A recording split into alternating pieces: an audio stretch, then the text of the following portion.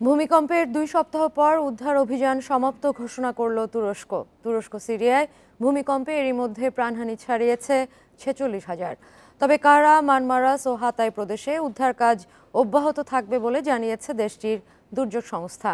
এদিকে তুরস্ককে $১০০ মিলিয়ন মানবিক সহায়তার ঘোষণা দিয়েছেন মার্কিন পররাষ্ট্রমন্ত্রী অ্যান্টনি ব্লিংকেন।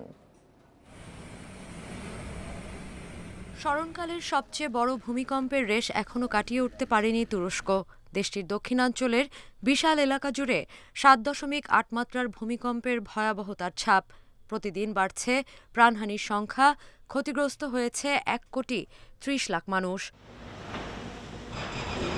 সবচেয়ে বেশি ক্ষতিগ্রস্ত হয়েছে দক্ষিণাঞ্চলের বিধি না মেনে তৈরি ভবনগুলো। এ নিয়ে ক্ষোভ তৈরি হয়েছে সাধারণ জনগণের মধ্যে। ভূমিকম্পের পর গত ২ সপ্তাহ ধরে জীবিতদের সন্ধানে ক্লান্তিহীনভাবে কাজ করে গেছেন উদ্ধারকারীরা। ধ্বংসস্তূপ থেকে যেমন মিলেছে মরদেহ, আবার কখনো কখনো মিলেছে প্রাণের স্পন্দন।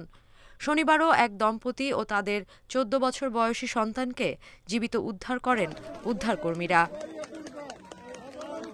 ধ্বংসস্তূপ থেকে এখন আর ভেসে আসছে না কারো বাঁচার আকুতি। নিখোঁজদের বেঁচে থাকার আশা ছেড়ে দিয়েছেন উদ্ধারকারীরা। এমন অবস্থায় ২ সপ্তাহ পর এসে এবার উদ্ধার অভিযানের সমাপ্তি টানল তুরস্ক।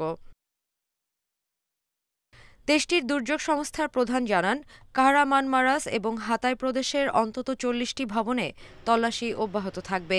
এছাড়া অন্য সব এলাকায় অভিযান সমাপ্ত ঘোষণা করা হয়েছে। ধ্বংসস্তূপের নিচ থেকে জীবিত আর কাউকে উদ্ধারের আশা নেই বলেও জানান তিনি। তবে ভূমিকম্পের পর ঠিক কত সংখ্যক মানুষ এখন নিখোঁজ রয়েছেন সে বিষয়ে কোনো পরিসংখ্যান প্রকাশ করেনি তুরস্ক এবং সিরিয়া। এদিকে তুরস্ক সফরে গেছেন মার্কিন পররাষ্ট্রমন্ত্রী অ্যান্টনি ব্লিংকেন। হেলিকপ্টারে করে হাতায় পরিদর্শন করেছেন তিনি। তুরস্ককে $১০ কোটি মানবিক সহায়তার ঘোষণা দেন ব্লিংকেন। তিনি আরও বলেন, ভূমিকম্পের ক্ষতি মোকাবেলায় আঙ্কারাকে দীর্ঘমেয়াদের সহায়তা দেবে ওয়াশিংটন। তবে এই ভূমিকম্পে ক্ষতিগ্রস্ত সিরিয়ায় সহায়তা পৌঁছানো খুব চ্যালেঞ্জিং বলে মন্তব্য করেন ব্লিংকেন। সোমবার তুরস্কের প্রেসিডেন্ট রিসেপ তাইয়েপ এরদোয়ানের সাথে তার বৈঠকের কথা রয়েছে।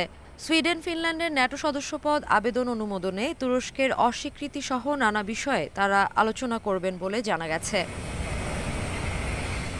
সাদিয়া ফ্রেন, ইন্ডিপেন্ডেন্ট নিউজ।